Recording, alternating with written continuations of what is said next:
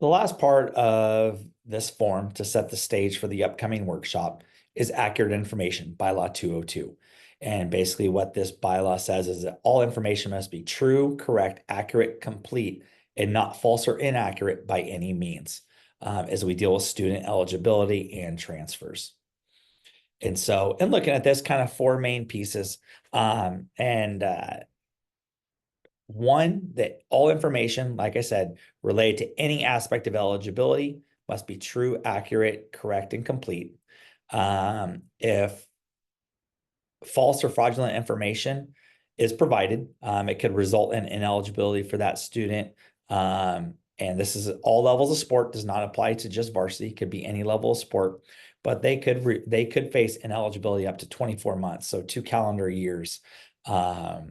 Due to the fact of false or fraudulent information. So you always want to make sure that you provide, up-to-date, current, correct information regarding student eligibility.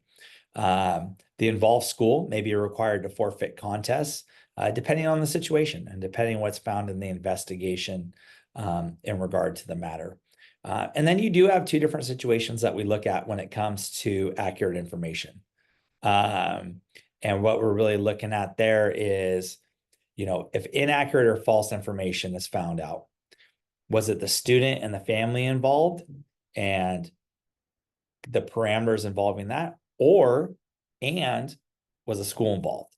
And so what we're trying to really find through the investigation is who was involved, how were they involved, who knew that false and fraudulent information was submitted, and then the steps that the school is following to make sure that what they are submitting and what they are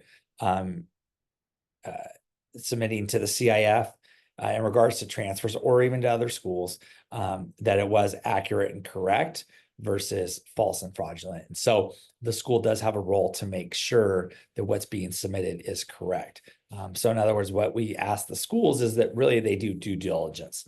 Is there a system? Is there a process in place where that school carried out that system in order, to submit the paperwork, but to submit correct and accurate paperwork and ask the appropriate questions to try and discover if there was any false and fraudulent information.